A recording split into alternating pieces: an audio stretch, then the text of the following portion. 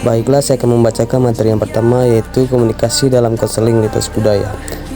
Komunikasi lintas budaya merupakan salah satu bidang kajian ilmu komunikasi yang lebih menekankan pada perbandingan pola-pola komunikasi antar pribadi, antar peserta komunikasi yang berbeda.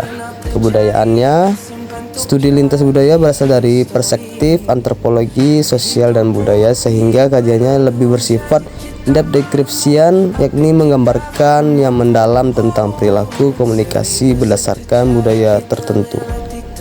Komunikasi lintas budaya adalah terjadi pengiriman pesan dari seseorang yang berasal dari satu budaya yang berbeda dengan pihak penerima pesan. Disederhanakan, komunikasi lintas budaya memberi penekanan pada aspek perbedaan kebudayaan sebagai faktor yang menentukan bagi keberlangsungan proses komunikasi.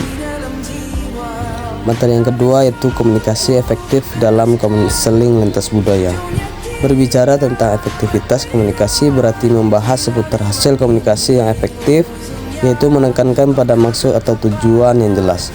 Pertanyaan-pertanyaan yang sering muncul untuk mengetahui hasil komunikasi adalah bagaimana komunikator bisa menghasilkan efek sebuah perubahan pada sikap atau perilaku komunikan. Strategi komunikasi yang tepat untuk dapat membantu kesuksesan komunikasi dalam situasi tertentu, dan bagaimana komunikator bisa sukses mempengaruhi komunikasi. Komunikan yang efektif adalah proses komunikasi yang dapat mencapai tujuan yang ditetapkan oleh komunikator. Tujuan komunikasi secara umum adalah menyampaikan informasi, mempengaruhi sikap, dan mengubah perilaku. Namun pada dasarnya tujuan komunikasi berbeda bergantung pada sudut pandang yang digunakan.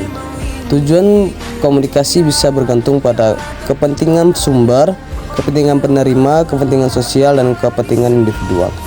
Komunikasi antara pribadi dikatakan sukses apabila membuahkan hasil nyata seperti perubahan pandangan, perasaan, dan perilaku secara ringkas.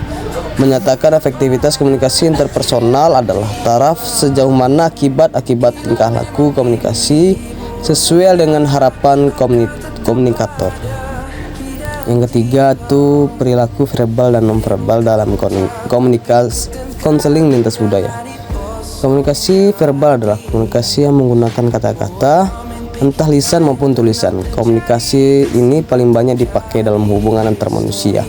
Melalui kata-kata, mereka menggunakan perasaan, emosi, pemikiran, gagasan, atau maksud mereka, menyampaikan fakta, data, dan informasi, serta menjelaskannya. Saling bertukar perasaan dan pemikiran, saling berdebat dan bertengkar dalam komunikasi verbal itu bahasa memegang peran penting. Hampir semua rangsangan bicara yang kita sadari termasuk ke dalam kategori pesan verbal. Perilaku nonverbal dalam komunikasi lintas budaya, kita mempersiapkan manusia tidak hanya lewat bahasa verbalnya, bagaimana bahasa halus, kasar, intelektual, maupun berbahasa asing dan sebagainya. Namun juga melalui perilaku nonverbal. Pentingnya perilaku nonverbal ini misalnya dilukiskan dalam frase. Bukan apa yang ia katakan, tapi bagaimana ia menyatakannya. Lewat perilaku nonverbal kita dapat mengetahui suasana emosional seseorang. Apakah ia bahagia, bingung, atau sedih. Secara sederhana, pesan nonverbal adalah semua isyarat yang bukan kata-kata. Dalam buku Deddy Mulyana, komunikasi nonverbal mencakup semua rangsangan dalam suatu setting komunikasi yang dihasilkan oleh individu dan penggunaan lingkungan oleh individu. Hal yang mempunyai nilai pesan potensial bagi pengirim atau penerima. Jadi definisi yang mencakup perilaku yang disengaja juga tidak disengaja sebagaimana bagian dari peristiwa komunikasi secara keseluruhan. Kita mengirim banyak pesan nonverbal tanpa menyadari bahwa pesan-pesan tersebut bermakna pada orang lain. Sekian itu saja, terima kasih. Apabila ada kata yang salah dari kata-kata saya, mohon maaf. Terima kasih. Assalamualaikum warahmatullahi wabarakatuh.